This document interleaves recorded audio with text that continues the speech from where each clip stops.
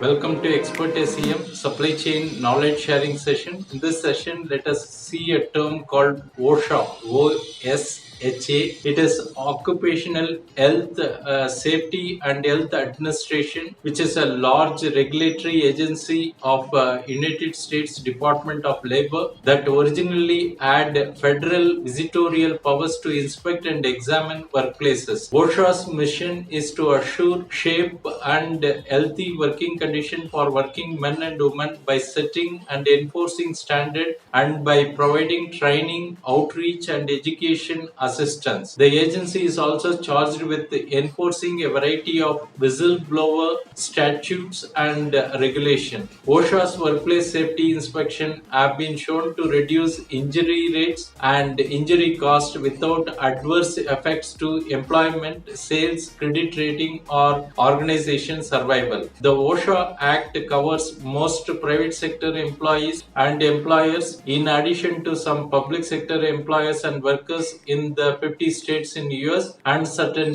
territories and jurisdiction under federal authority of US. The OSHA does not cover the self-employed, immediate family members of farm employees, or workplace hazards regulated by another federal agency. Okay, employers have the responsibility to provide safe workplace. By law, employees must provide their workers with a workplace that does not have serious hazards and must follow all guidelines on safety and health standards. Employers must find and correct safety and health problems. The Act further requires that employers must first try to eliminate or reduce hazards by making feasible changes in working conditions rather than relying on personal protective equipment such as masks, gloves, or earplugs. Switching to safer chemical enclosing processes to trap harmful fumes or using ventilation system to clean the air are examples of effective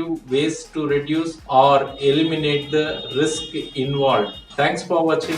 Bye.